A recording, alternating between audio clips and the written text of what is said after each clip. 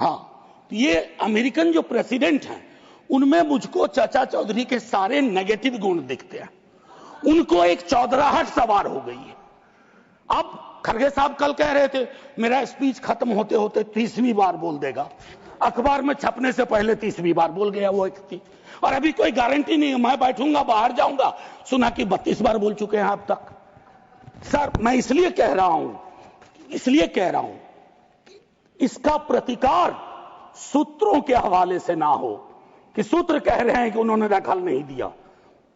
सूत्र नहीं, ये सूत्र आजकल बहुत उत्पाती हो गए, खबरें सीधे नहीं आती हैं, सूत्रों के माध्यम से आती हैं। तो मैं आग्रह करूंगा, प्रतिकार के लिए मैंने एक प्रपोजल रखा हुआ है, I will come to that. लेकिन मैं एक चीज और कह करके, डिप्लोमेसी ट्रायल बैलून भी ना हो सर अभी तो। और एक और चीज सर, डिप्लोमेसी के संदर्भ में सर, इतनी मित्र विहीनता इस देश की कभी नहीं रही।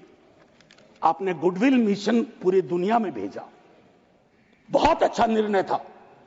इस रेजिम में पहली बार इस तरह का मिशन हुआ था। ऐसे मिशन लगातार भेजिए, कॉन्फ्लिक्ट टाइम और नो कॉन्फ्लिक्ट टाइम, लेकिन ऐसे गुडविल मिशन अपने देश में भी भेजिए जहां एक कर्नल को सिर्फ उसके नाम सरनेम की वजह से एक मंत्री अपशब्द अशोभनीय टिप्पणियां करता है। तो गुडविल मिशन तो इस देश को चाहिए। हमारा गुडविल इस देश में हमने खत्म कर दिया है। और मैं एक चीज कहना चाहूंगा कि एक शेर है बड़ा मशहूर, वतन की पासवानी जानो ईमान से भी अफजल है, वतन की पासवानी जानो ईमान से भी अफजल है। मैं अपने मुल्क की खातिर कफन भी साथ रखता हूं। ये किनके लिए है? जिनको संदेह की दृष्टि से देखा जाता है कि भारत के लिए प्रेम है कि नहीं है, वगैरह वगैरह। माननीय